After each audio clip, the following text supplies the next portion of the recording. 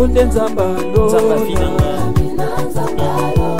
Kolo Yesu nzambalo le Yonde nzambalo la Mukalengo la sonye Amina Bamokili bandima na zana nzambe Amina nzambalo le Yonde nzambalo Nzamba finanga Kolo Yesu nzambalo le Yonde nzambalo la Mukalengo JNM TV News, la chaîne des lumières. C'est votre chaîne. Abonnez-vous. Bonjour à tous, bonsoir. Ça dépend de l'endroit et de l'heure où vous nous suivez maintenant. C'est votre frère Toussaint Ngoma, responsable de la jeunesse au sein de l'église évangélique luthérienne au Congo, dans notre diocèse de Kinshasa-Bandundu.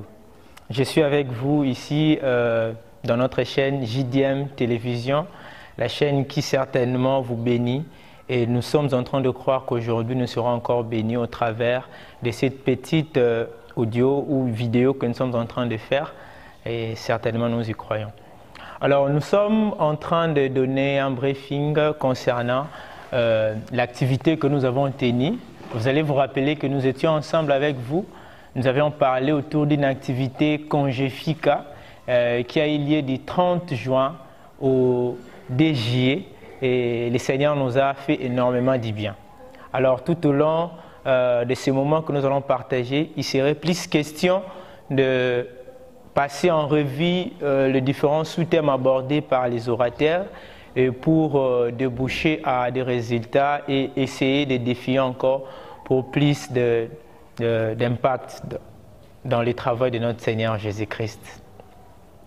Alors, comme vous le savez, la Convention des jeunes fidèles et capables, année 2023, a porté sur le thème « L'Église face aux défis de la mission ».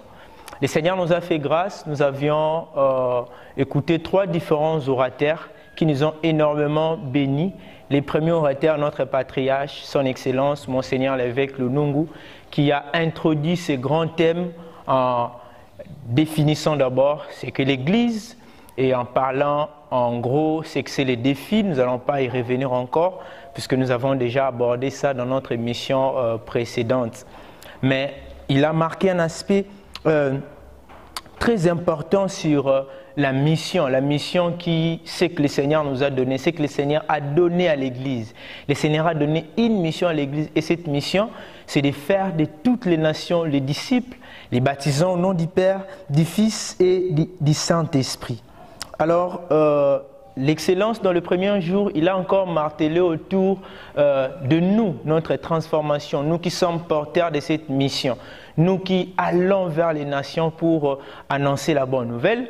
Il a commencé par dire que la mission est efficace lorsque la mission commence d'abord par la transformation intérieure de l'homme personnel.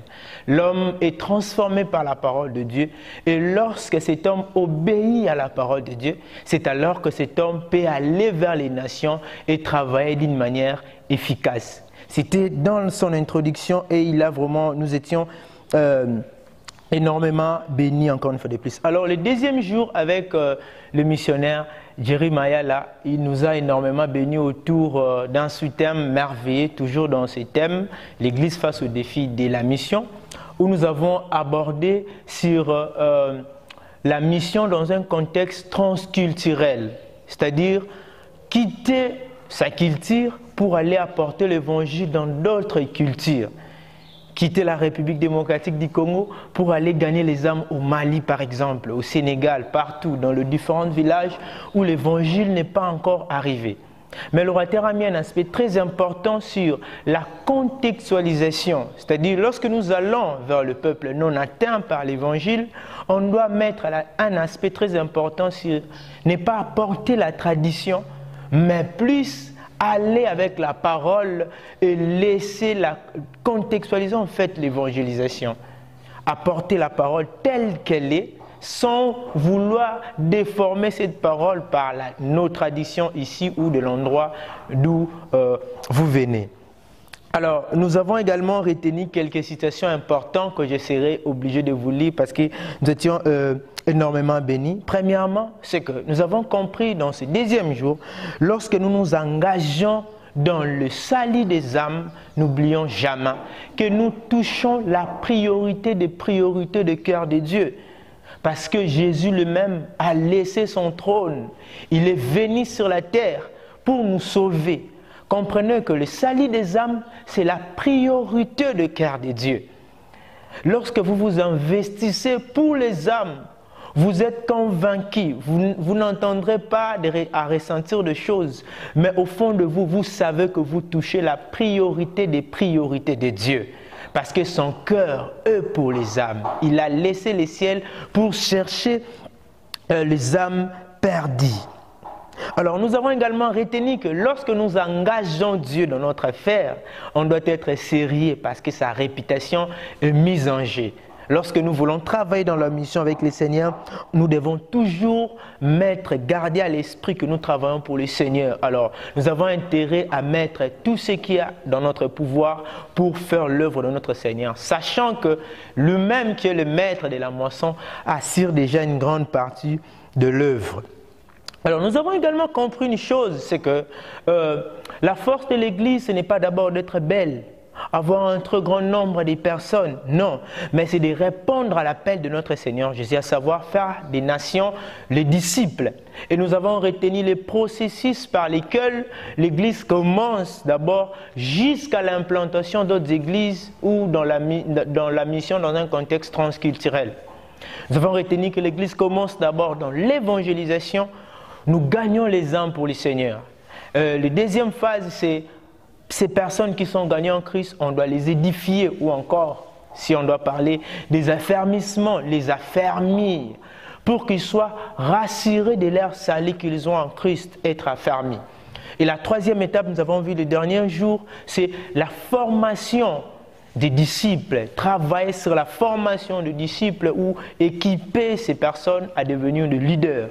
C'est alors que vient la quatrième phase, l'implantation des églises. Donc l'implantation des églises est précédée par l'évangélisation, l'édification ou les affermissements et ensuite la formation des disciples. Si on veut avoir une église efficace, nous devons toujours commencer par la formation de disciples de Jésus-Christ. Et après les implantations des églises, la cinquième étape serait former des leaders autochtones du milieu. C'est-à-dire, lorsque vous êtes dans un terrain qui n'est pas le vôtre, vous ne devez pas seulement laisser des traces, vous qui êtes venus de l'extérieur, mais vous devez également travailler sur ces terrains-là. Les gens du milieu, ces gens qui sont du milieu, c'est eux qui doivent assurer la continuité de l'œuvre. Donc vous devez également mettre un aspect sur le développement des leaders autochtones. Et puis la dernière étape, c'est quoi? C'est l'envoi. Vous avez évangélisé, vous avez formé, vous avez édifié, ensuite vous avez formé des disciples et ensuite vous avez implanté l'église et vous développez des leaders autochtones. Ensuite, vous les envoyez dans la mission. Voilà en fait l'aspect très important que nous avons retenu pendant notre deuxième jour. Et après ça, nous avons conclu autour d'un merveilleux sous-thème que moi-même personnellement je vous ai présenté par la grâce du Seigneur en parlant sur préparer l'Église. Nous avons parcouru plusieurs passages que peut-être nous ne saurons pas tout lister ici, faute de temps, mais je pense que nous allons quand même extrapoler les grandes lignes de ce qui a été dans notre intervention. Préparer l'Église. Préparer l'Église. Je pense que dans notre intervention récente ou précédente, nous avions posé une question. Il vous est déjà arrivé une fois de confondre les gouttelettes de sel avec des gouttelettes de bougie, où vous avez pris du sel croyant que c'est du sel, mais en mettant dans la bouche, ça n'a pas cette saveur-là du sel. Voilà. C'est là que nous avons commencé notre intervention en disant que si l'Église perdait sa saveur, si l'Église ne sentait plus en fait ce qu'elle était réellement. Dans le livre de Matthieu chapitre 5, On présente des allégories où on dit « vous êtes les sels de la terre, vous êtes la lumière du monde ».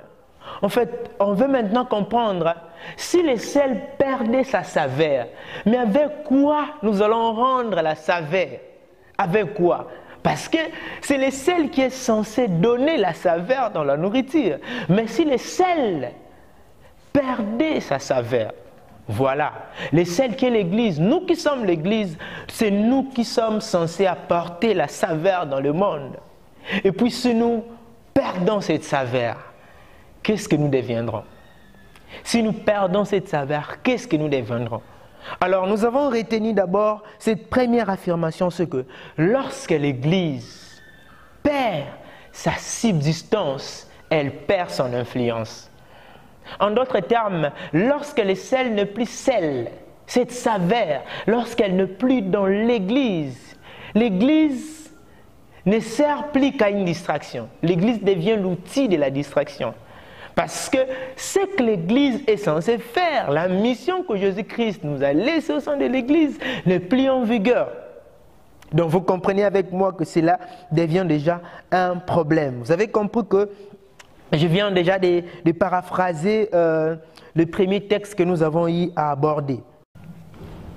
Alors, en parlant de disciple-là, comme nous avions dit, avec l'Église, que l'Église doit s'investir sur les disciples-là, c'est-à-dire travailler au sein de ces bien-aimés qui viennent à Christ. L'Église doit avoir un processus de disciple-là équilibré.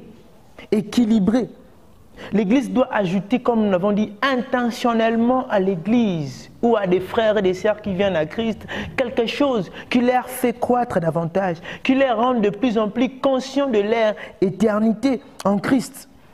Nous devons garder toujours à l'esprit qu'on ne grandit pas à force de sympathiser. Église nanga et depuis moi nazara nango. Non, ce n'est pas ça qui nous fait grandir. Mais c'est lorsque notre être est mis face à la parole de Dieu. L'Église est bâtie sur l'enseignement des apôtres. Rappelez-vous, la Bible dit dans le livre des Actes qu'ils persévéraient dans l'enseignement.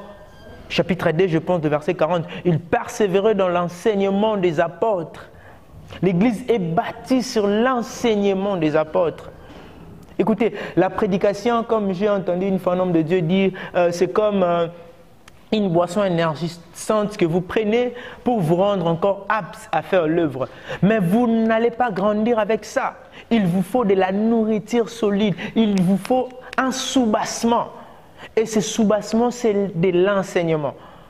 Plus l'on est enseigné, plus on grandit, plus on est équilibré.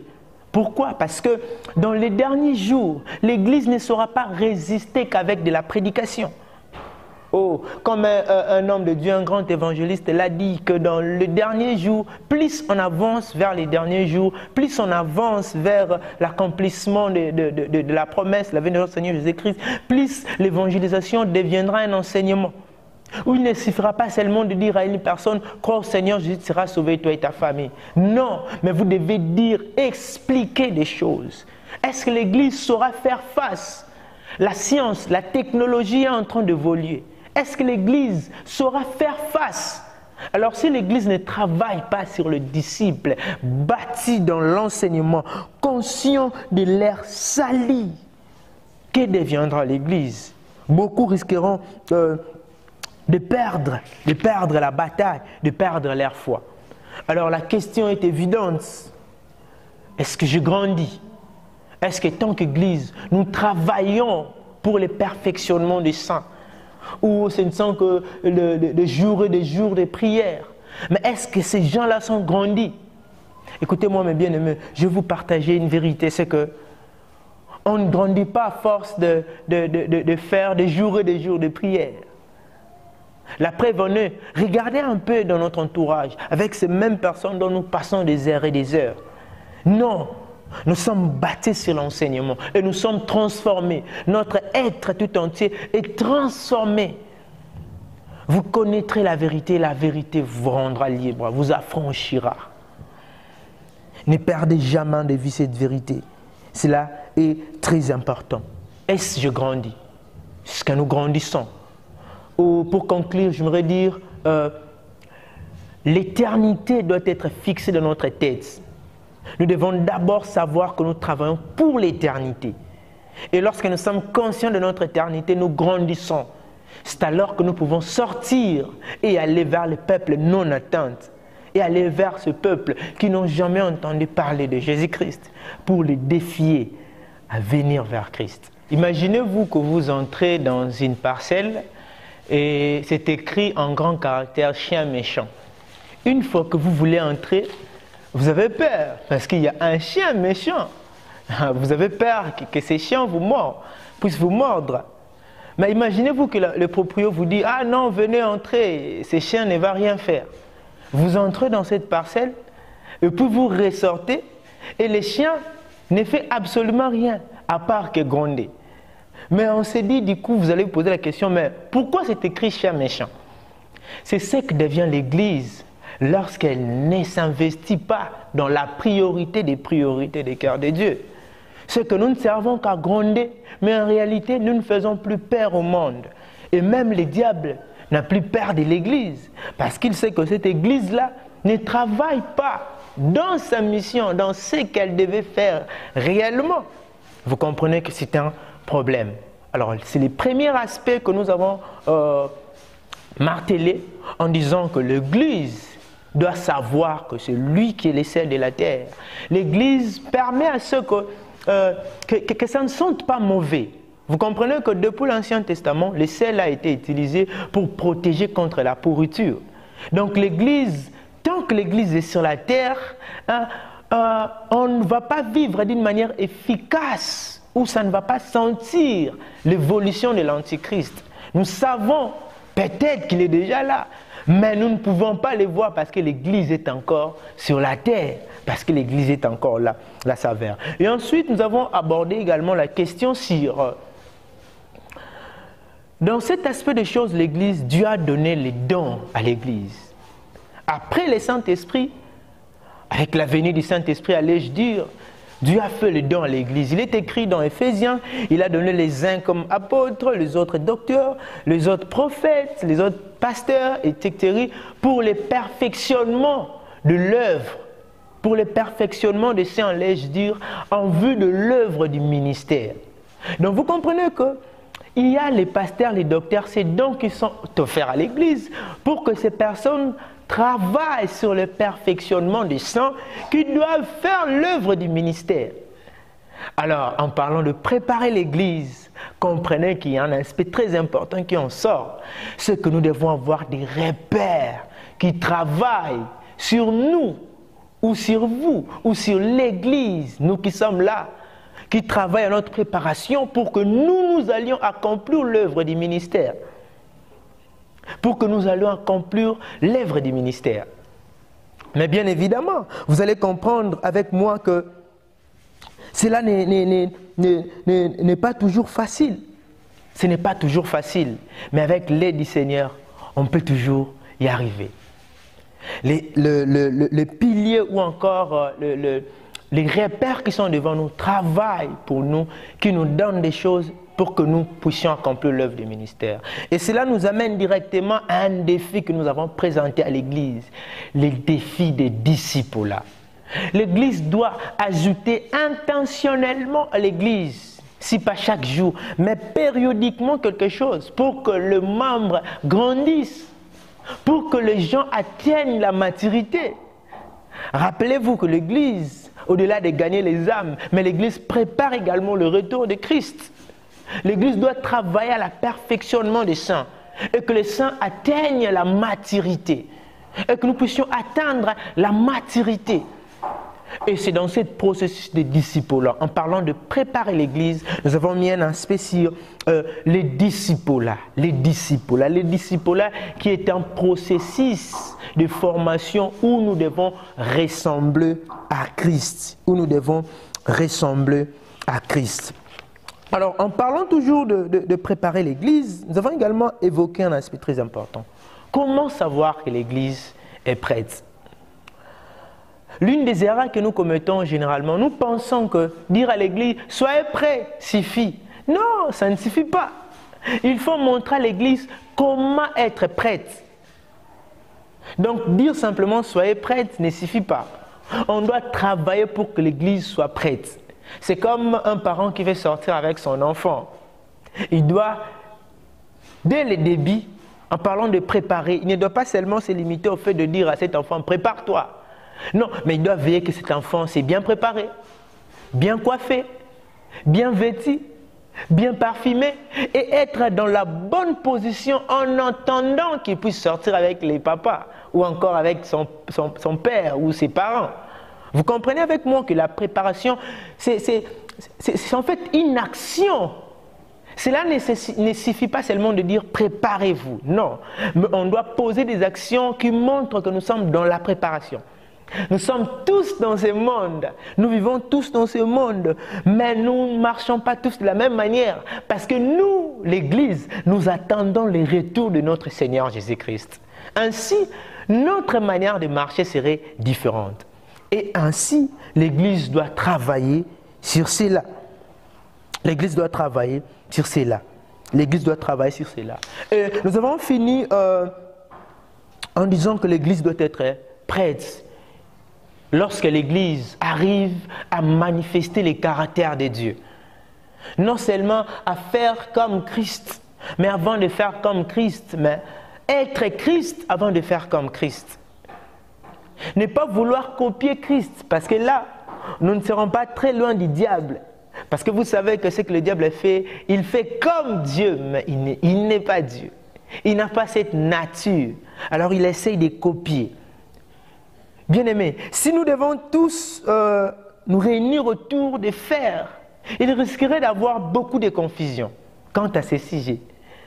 Mais si on doit nous battre sur la nature, sur ce que le diable ne peut pas être, travaillons sur le caractère, devenons comme Christ, comme a dit un homme de Dieu, être capable de libérer les pardons alors qu'on est encore sur la croix.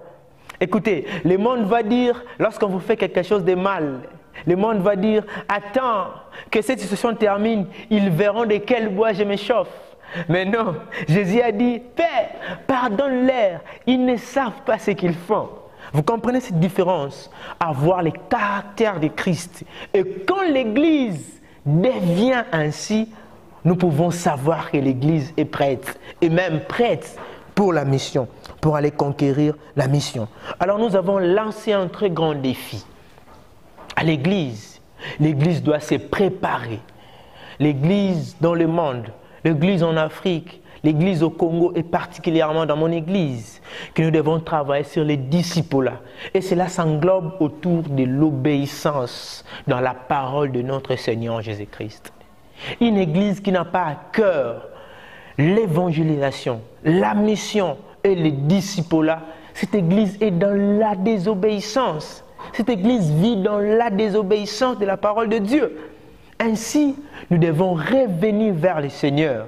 Nous devons revenir vers le Seigneur afin d'être comme ce que le Seigneur veut pour nous. Voilà d'une manière claire ce qu'a été cette grande convention de jeunes fidèles et capables. Bien sûr, il y a encore des interventions en ligne sur notre page. Vous pouvez encore aller voir. Ici, nous avons essayé d'extrapoler d'une manière générale pour nous donner une aperçu général, mais au moins, les interventions sont en ligne du début jusqu'à la fin. Vous ne serez pas déçus.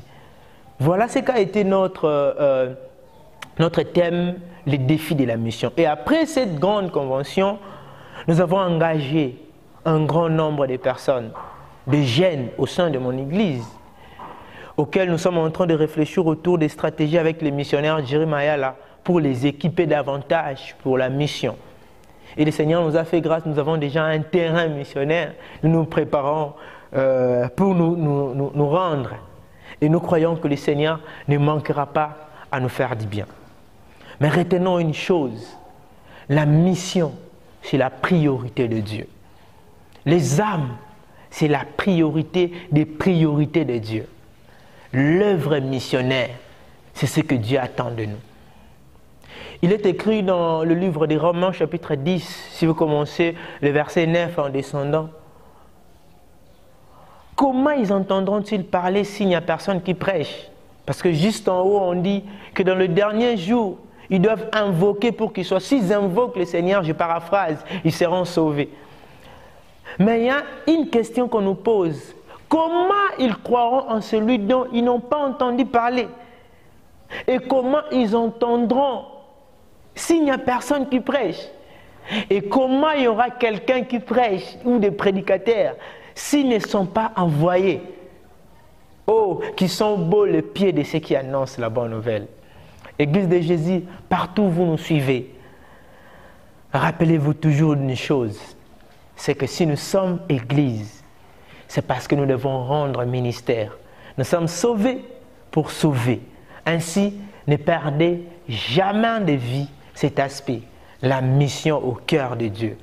Nous croyons fortement que cette vidéo que nous venons de faire vous a encore énormément béni. Ne perdez jamais de vue que si nous sommes Église, c'est pour la mission de notre Seigneur Jésus-Christ. J'insiste et je rappelle, nous sommes sur JDM Télévision, une chaîne qui nous fait tellement du bien. Vous vous rendez compte qu'aujourd'hui je suis seul. Et je devais être avec la merveilleuse sœur qui me reçoit toujours, la sœur Tantine, et qui a eu un empêchement, quelques soucis. Mais cela ne nous a pas empêché de vous parler. Alors, je bénis le Seigneur. Je crois que vous allez vous abonner parce que beaucoup de choses vont encore arriver. Ne perdez jamais de vue sur la mission. Nous sommes sauvés pour sauver. Merci beaucoup. Que Dieu vous bénisse. JDM TV News, la chaîne des lumières, votre chaîne, notre chaîne. Balobi, restez branchés, scotchés. Nakati la chaîne Nabino. Awa présentement na Congo, Kinshasa, JDM TV News. Nous avons des émissions comme Gilbert et Soin Pasteur. Nous avons des émissions Instant d'Espoir. Nous avons des émissions Les Chrétiens et la musique. Balobi Awa, il y a des prédications, exhortations. Nous sommes là pour exhorter, pour éclairer. Balobi Tikala Wana Zala branché ko Zapete. Boka télécommande Landa JDM TV News Tikala Awa. Yebisan de Kwaza Pembe Nayo à s'abonner. Yom to s'abonner te. Abonne-toi massivement et nous sommes la chaîne chrétienne, la chaîne des lumières. Restez là, abonnez-vous massivement et vous ne serez pas déçus. Francine Chala sur JDM TV News officiel. Fidèles téléspectateurs de JDM TV News, abonnez-vous massivement sur votre chaîne et vous ne serez jamais déçus. Car la Bible dit, le ténèbre ne régneront pas toujours sur la lumière. Et JDM TV, c'est un canal pour apporter de la lumière et pour l'édification du corps du Christ. Donc abonnez-vous massivement, appelle ton voisin, ta voisine et abonne-toi car ici il y a de meilleures choses à venir. Et bien sûr nous recevons pour vous des pasteurs, des serviteurs de Dieu et nous recevons aussi de chantres. Et dans JDM TV News, vous avez de la lumière sur toute l'actualité chrétienne. Restez scotchés, restez branchés sur votre chaîne, mais surtout, ne manquez pas d'inviter vos amis et à s'abonner sur JDM TV News, la chaîne de la... Salut, j'espère que vous allez bien. Donc là, je viens de vous parler de la chaîne JDM TV. C'est une nouvelle chaîne. Donc, et je vous demande de vous abonner au max. Donc, vous ne serez pas déçus. C'est la chaîne de votre soeur. Donc, vous s'abonnez massivement. Donc, vous n'allez jamais déçu. Vous écoutez la émission bien, la publicité, le divertissement. Donc, mieux surtout à madame. Et vous avez la chaîne. Donc, c'est une nouvelle chaîne, comme je disais tout à l'heure. Donc, vous s'abonnez, et pour ça, la mission bien, et pour ça, la vidéo bien. Na kati ya YouTube JDM TV News kuna bako talisa yo qu'est-ce que tu as fait et qu'est-ce que tu fais et surtout qu'est-ce que tu peux faire à l'avenir. Kuna il y a des prédications, il y a des témoignages, il y a de musique, il y a tellement beaucoup de choses pour aider où tu vas aux Arabes et puis demain tu vas partir où. Et on t'a invité. Vous s'abonner massivement. Et tant que vous s'abonnez massivement, j'espère que vous ne serez pas déçus parce qu'il y a tellement plein de bons trucs qui vont vraiment vous aider à aller très loin, même dans la vie chrétienne et puis même dans la vie sociale, parce qu'on parlera beaucoup de choses. Abonnez-vous massivement et je sais que Dieu va vous bénir. JDM TV News, la chaîne des lumières. C'est votre chaîne. Abonnez-vous.